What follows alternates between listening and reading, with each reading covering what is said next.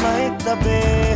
Bababa na po ako, ito po ang bayad ko. Mama, para dyan na lamang po ako sa may tabi. Bababa na po ako, ito po ang bayad ko. Si Mang Berto na sumakay sa may kanto, atin ang simula ng mga kwento. May kaisa-isang anak na babae, ngalan ay Luisa, isang estudyante. Ang pag-aaral iginagapang upang kahirapan ay matakasan. Isang gabi ng Marso, bandang alas 8, maagang umuwi ng bahay si Mang Berto.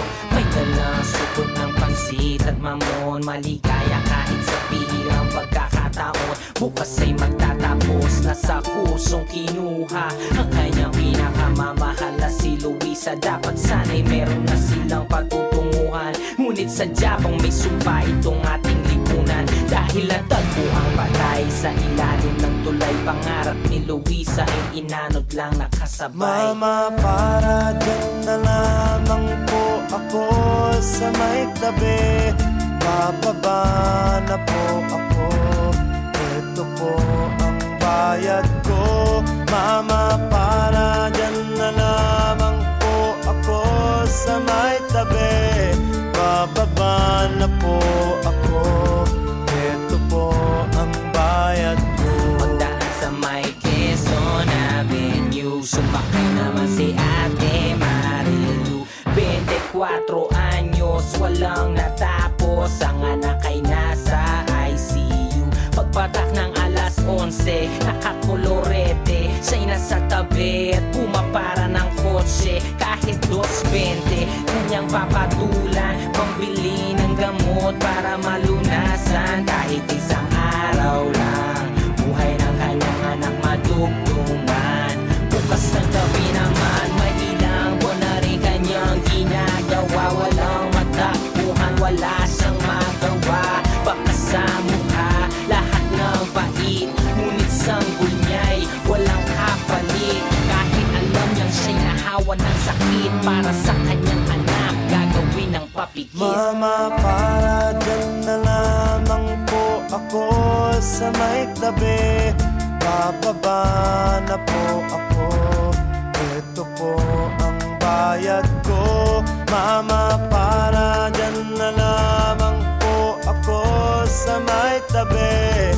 Bababa na po ako, ito po ang bayad ko.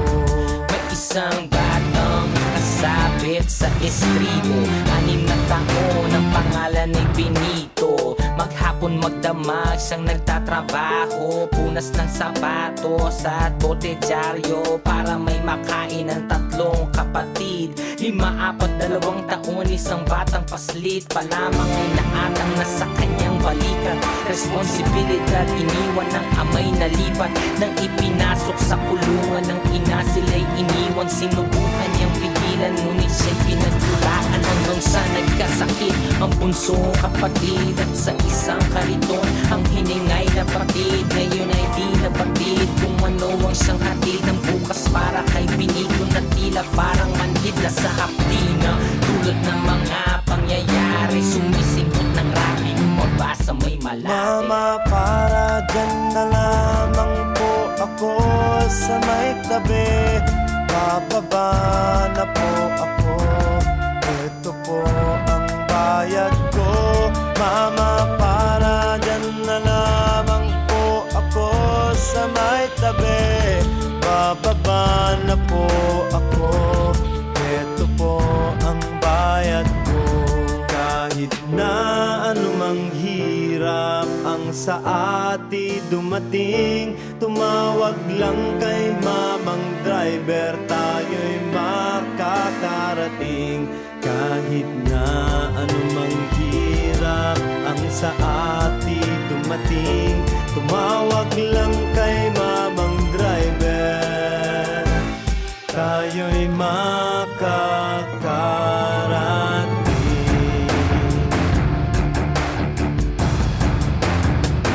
Mama, para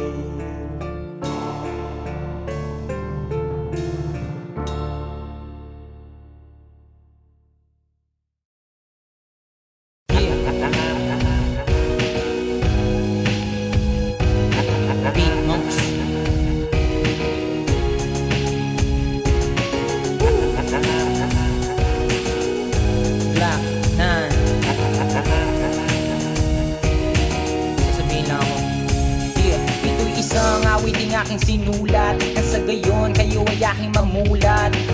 At makilala isang Makata na. Mula sa Rizal, ako ay isang bata na merong pinapangarap. Hey, tagal kong hinanap, hey, tagal kong hinabol, hey, tagal kong nayakap ang aking pagkakataong marinig nalagay boses ko sa CD na bili ng libo-libong katao. Ang lahat ng tula ko, letrang kinabisado, pagkakantay kabado, palad ng malamig, medyo nanginginig, hirap sa paghinga, parang sumisikip. Ganyan palagi pag hawak yung mikropono.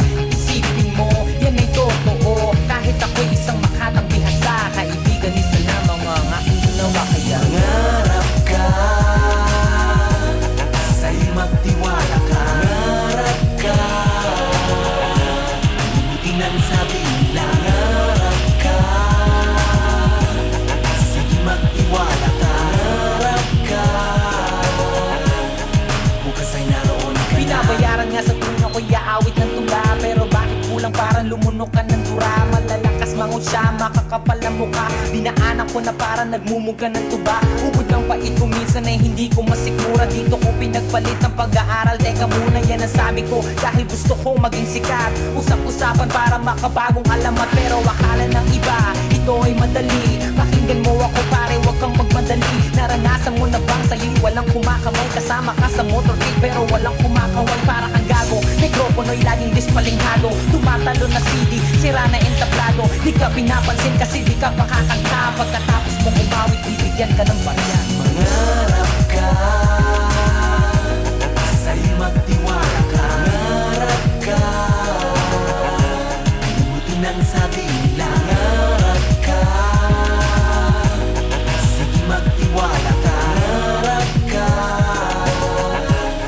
bukas ay naroon ka na. 11 taon ang sa akin ay lumipas. Ngayon ay masasabi kong matamis nga ang ubas. Hindi ako doktor, lalong hindi piloto. Pero dahil sa akin tula ay nasa eroplano. Salamat sa bato, bakal kahoy sa dingding. Parangal para ang aking pangalan ay magningning. Pero sa akin may isang batang lalaki at babae na nag-aabang. Kung meron akong maipapadebit, maipapakain kanilang kinabukasan. Ay aking sisiguraduhin ang masaganay aabutin. Pagamat ako'y isang nilalang, minabuti kong ako ay mag-aral na lang. Tatapusin ko ang puso na sa akin maghahatid ng tagumpay na parang meron akong bakal sa dibdib. Hindi tinatablan, isipin mo naman kahit sumikat man o malaos may masasandalan. Sinasabi nila ako ang pinakamagaling, pinakamabilis, ang iba'y walang dating. Ibang klase kong sumulat para kang kinakausap. Kung merong bubuhatin, ako lang ang makakabuhat. At babago ng tingin sa mga Makatang Pinoy. Pag madilim may sumusulat ng letra nag-aapoy. Tatanggapin ko yan ang buong karangalan kung ako ang isang umawit ng mga kababayan. Mangarap ka, sa'yo magtiwala ka. Mangarap ka,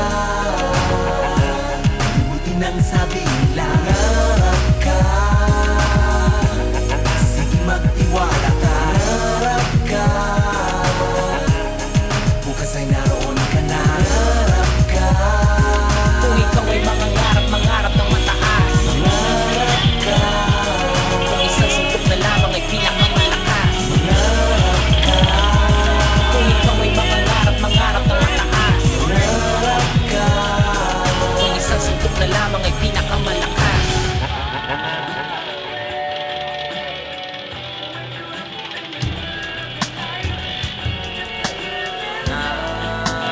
Kababayan ko,